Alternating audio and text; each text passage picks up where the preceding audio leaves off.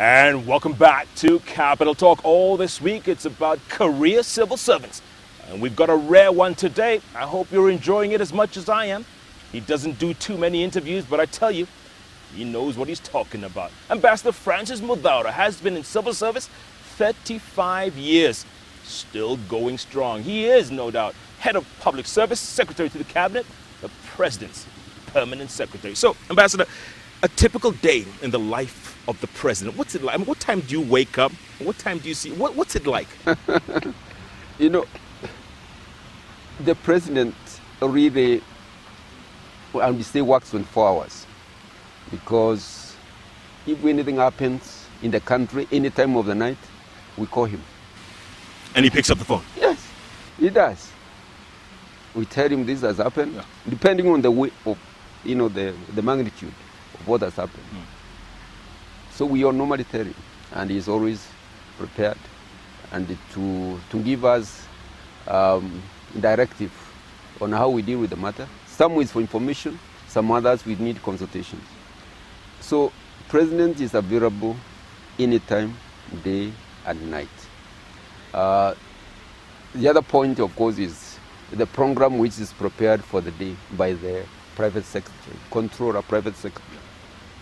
There are a lot of demands, but normally he has to prioritize those demands. There are consultations by ministers, ministerial consultations. That is a priority. There is a political agenda, political leadership, from party, from leadership, from this region, a political agenda. That is also a priority, because that agenda has to be dealt with. People wanting districts, people wanting the president to visit their area, people complaining about insecurity in their area. That is a priority. The other agenda, of course, relates to the business, the economy. People want to consult the president about the economy, about certain interest groups. They are also given priority in the agenda of the president. There are religious leaders, group religious leaders. President never ignores any group. Now, there are individuals who want to see the president. That's the bottom priority. Yes. Individuals is bottom. Yeah.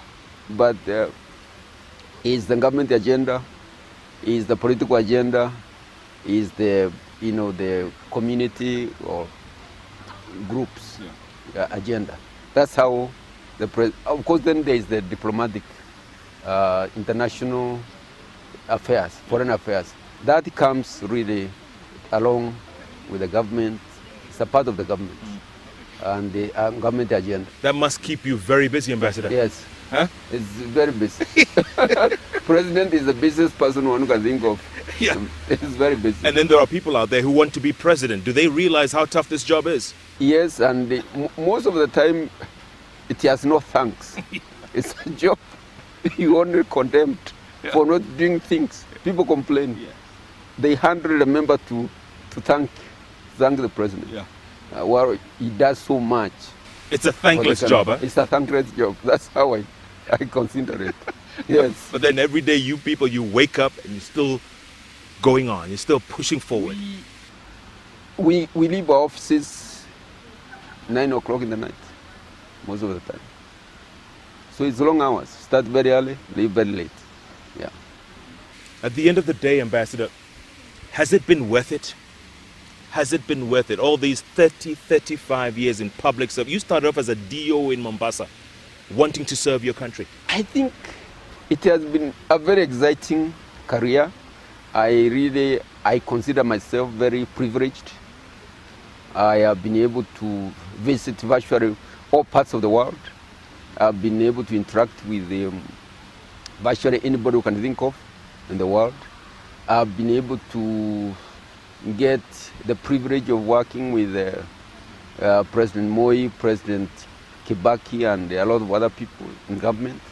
I mean, it has really been a privilege. That's why I don't get tired, because I feel that it's really a privilege.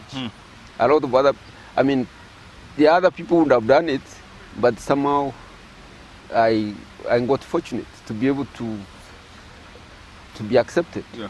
Yes. And since 2003, when you became head of public service, did you realize 4 years later this country would dip to its lowest level in nearly 50 years? Did you realize? Did you? You know, the year 2007 was our proudest year as the people in the public service, people in Kenyatta, in Kibaki administration.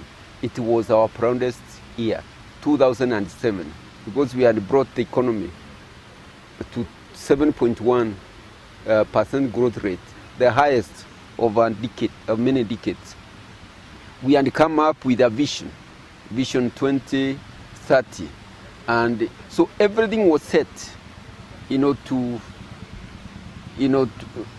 it's like to release all the energies of this economy. We expected the year 2008 would really be like that takeoff year for the economy. We were so optimistic, but then the election came. It went down.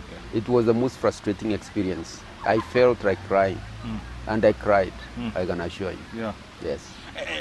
But at the same time, Ambassador, there is a window, right? Even though we did hit almost rock bottom, yes, there is a window to come back up, isn't there? This country, with all the energies of the people, the intelligence, the capital, the human capital that we have built over the years, and the fact that this country is so strategic globally, is so strategic, and with so much potential. It's just a question of polishing our politics, and we resume the development path again. We go back to the high, to the high rate development growth path. Yeah. There's no doubt in my own mind, because everything is there, except that last year, we got hit by a lot of external factors. Poor rain, that is really was devastating on our agriculture. High fuel costs, that was devastating on our foreign exchange reserves and also our industries. And then the violence of January, February last year, that was devastating on our tourism. But we can recover pretty fast. We have invested a lot. The president, and I think here we really need to give him a lot of credit. He has really transformed our infrastructure. We have very good highways now. We have rural electrification. It was a dream to think that we can have a village somewhere having electricity. But this has been, the strongest point of this presidency. He has been able to bring electricity in virtually all the marketplaces in the country. And this one was strategic in terms of for creating jobs. The idea was bring electricity in all marketplaces so that there are economic activities, Juakari activities, woodwork, metalwork, and the air saloons and whatever you can think of. This was a strategic thinking on the part of the president to bring jobs to people throughout the country. And I can assure you, this thing will be seen 10 years now. Now we are laying down the infrastructure, but in 10 years, the country will be different, totally different. Are we going to be looking back and thanking you for that then? Thanking the leadership of this country, not just Muthaura. Yes. Government is a team. There are a lot of actors, and the people who are working very hard in the Ministry of Energy. There are people working very hard in the Ministry of Agriculture. There are a lot of people working extremely hard in the Ministry of Roads. And there are a lot of people, and I can assure you, even in the mining sector, we have not done much, but now we are starting to think very seriously. And there are a lot of very good prospects in the mining sector. Yeah. So we have a lot of people working in these areas to make sure that this country is transformed, the economy is transformed, we have jobs for everybody.